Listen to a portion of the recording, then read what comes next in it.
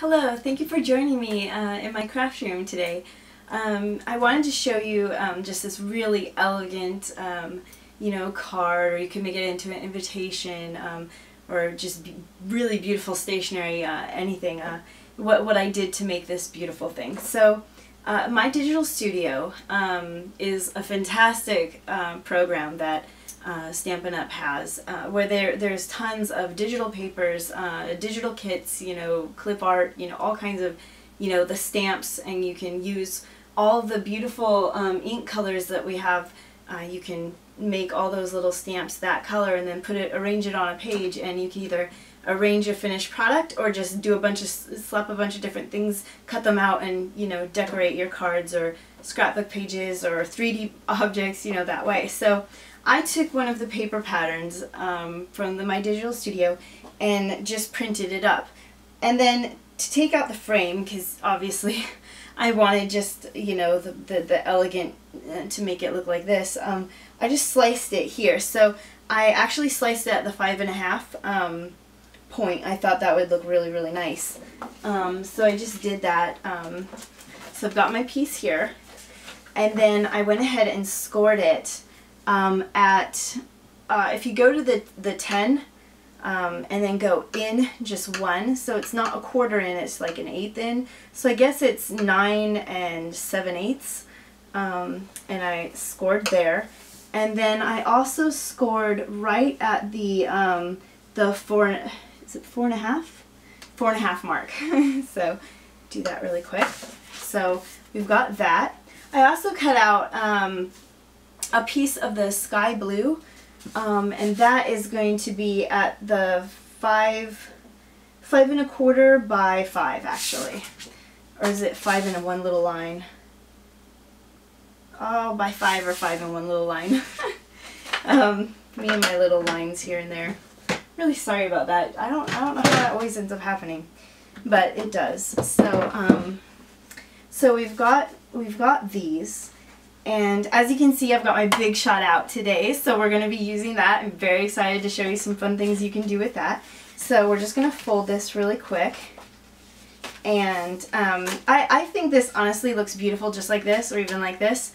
Tie a ribbon around it. You can do a lot just even that way, right? But I wanted to come in and do something extra special with this. So we have this little edgelet die. It's called Adorning Accents, and it's funny because in addition to this shape, the cutout shape, we also have an embossing folder that you can use with the Big Shot that embosses the edge, so you'd have the cut and the emboss. And with our piercing tool, we also have the edges that you can pierce, and that's exactly what I did here. To save time, I will not be poking and piercing this card, but I did do that with this, and you can see how it looks. A little something I do, because I cannot wait for the magnetic plate to come out for the Big Shot, where you've got the magnetic base and then your 2 cutting mats, and then it'll go through and keep the metal in place. But for right now, I've noticed things tend to slip about, right? So in order to keep that from happening, I've been using non-stick tape. Now, non-stick tape, if you keep reusing and reusing, that can have its own little drawbacks. Yeah, I've reused it a few times and then had a bit of a ruckus with my paper getting torn or something happening. Oh, it was so sad. So anyway, I can't wait for that plate. Oh my goodness, I'm so excited. I'm so glad that Stampin' Up had the Sizzix company make that. So we're just going to line this up. I like to take a couple of these little dotted lines in the pattern paper, and I just kind of went in like 1, 2, and like kind of at this part, just kind of lined the lines up here, and then made sure the edges were about even. And when you're doing these like tiny little ones, you don't have to worry about playing around with the tabs. But luckily the tabs will actually tell you which things go where. It's a nice little, sort of like a cheat sheet. It tells you like, hey, this is what you do. So if you haven't used the Big Shot before, let me tell you, I am so in love with die cutting machines. It's just not even funny. And I love the Big Shot because you can do the embossing folders, so you're making your own embossing papers. I don't know if you ever went to stores like back in the day when you couldn't emboss your own paper, and it would just be so expensive for those embossed papers. And now it's like you can make your own, and even just like small amounts of it, you know, instead of having to buy a big sheet when you only needed a little piece. So anyway, my little tangent, sorry. I just love the Big Shot machine. So here we go, we're going to put this in, just crank it through just like that. Look how easy that is. And so we get this gorgeous little cut, and we're just going to carefully peel off this tape because we don't want another ruckus that Deanna constantly seems to have with this tape. And you can always save this for later and do something really pretty with it. So we're going to come in and do the other side. Same kind of dealy bob where we're going to line it up. Actually, we're going to take this tape off first. I'm going to line it up. I think I'll do the third dotted line in this time. And that looks about right to me. Oh, don't you just love cutting your own special scalloped edges? I'm so in love with that idea, you know? Making my very own pretties, like, oh, it's just so wonderful. So we're just going to get in and crank it again. And I know the Big Shot machine is quite pricey, but it's one of those things that you definitely want to save up or have be as like a Christmas present or something, because you can use it for so many wonderful things. And I'll definitely make sure I do projects without it for those of you who don't really want to invest in that kind of a thing, but I'll definitely be showing you what you can do with it. So now, if you look, I didn't quite get this right because this is overlapping. So I'm just going to go in and do it again, just make it a little bit smaller here on this edge. So never worry if you mess up. You can always come back and fix it. Don't get too upset. I mean, obviously, I just messed this up, and I've made this a few times. So, yeah, please just try to have fun when you're crafting. Don't worry about all those little details. You can always try to fix something, and if not, you can always, you know, remind yourself someday, look how far I've come, you know. This is the kind of stuff I used to make, and now it's so different. But anyway, yeah, so here we go. That's going to be much better, I'm sure. Look how pretty this little edge is. It's going to go great on a card. Alright, so let's get rid of that. See how this goes. Oh, that's much better. Now I can get a bow in there. So, now that we've got that done, I'm just going to move this out of the way. For the inside, you can just leave it plain if you want to. I did happen to use the new Hostess set, which you can use with as you either purchase more, starting at $150 and more, you get a certain amount of money free that you can spend on things, and that's how you can get these Hostess sets. Or if you throw a party, then, you know, the combined orders of all the people that came to your party will help you get these kinds of rewards.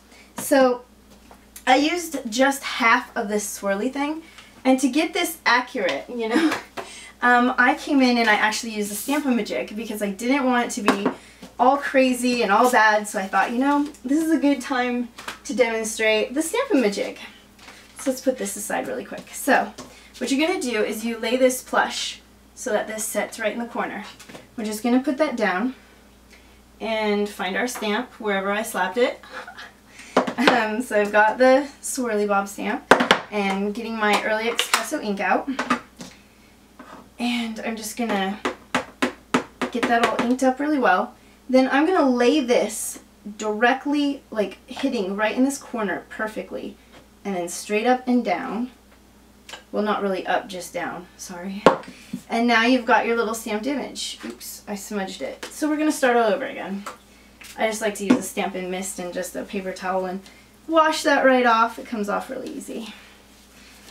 You probably don't need to use it that way. You could probably just wash it off or wipe it off maybe, but I like things to be extra clean. So yeah, let's try this again. So we're going to lay this plush and do the non-Deanna first method.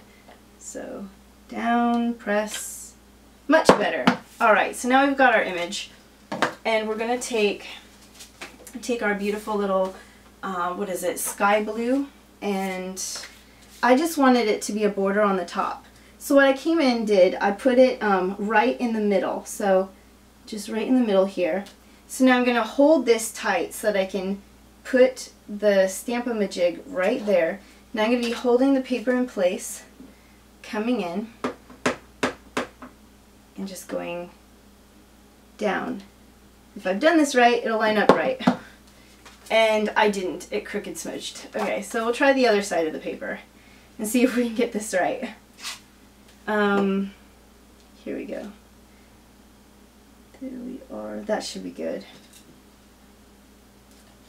There we go. So now we're going to hold it stiff again and try to do this without making a mess. Ta-da! And it looks so pretty. And if we wanted, we can leave it like that. We can keep going. And all you have to do is line it up again, figure out where you want it.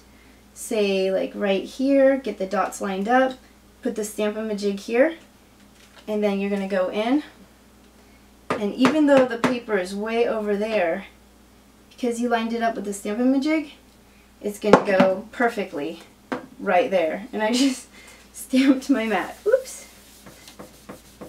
That's where this mist stuff just comes in handy so much.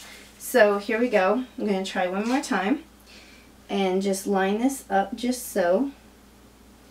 Put the Stamp-A-Majig here, holding that in place. Ink this baby up. Plush down, up, voila! Yay! Beautiful, right? And I went in with the Early Espresso marker and just colored in parts of the center, as you can see, just like bits and parts, just to give it that extra look. And you can leave it alone, or you can do the extra touch. It doesn't matter. I think it looks beautiful both ways, honestly. So that's the Stamp-A-Majig, if you're wondering what in the world that is. And it's great for lining up, like if you do like flowers in a row or circles in a row or something. Anything that you want to make sure it's right in the right spot with words. That's another great thing to be using.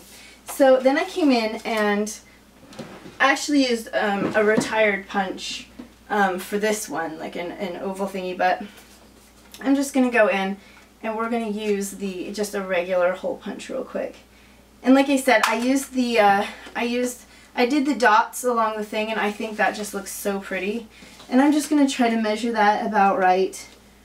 If you want, you can always take a ruler and a pencil and just kind of line it up, get an idea, and say, you know what, I think I want this to be my center. And then you can go in, or you can just eye it, you know, whatever works for you, you know. That's what matters. So here we go. Voila, how nice, huh? So we go in, put our little insert, and then what I like to do, this is the Early Espresso Ribbon Taffeta. It's just beautiful, the Stampin' Up stuff. I actually use the Imaginis, or Imaginesis, I'm not going to say it right. I use the ribbon burner because I don't like my edges to be, you know, frayed and come undone. So you can use snips if you want. It's best if you designate a certain pair of scissors for your ribbons if you're going to do it that way, because then if you designate it, the scissors stay sharp, which is actually really important for ribbon scissors, and then you're just fine. But I really don't like any of the fray look. I mean, in a specific look, it could be really gorgeous, but I'm actually looking for more of a clean look for this one. So we're just going to come in and tie a bow sort of really quick. You're like, Deanna, you don't do anything really quick.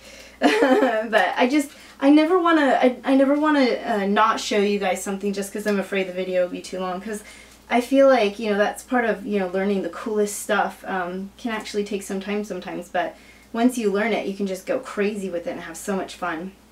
So thank you so much for joining me and spending time with me as we figure this stuff out together.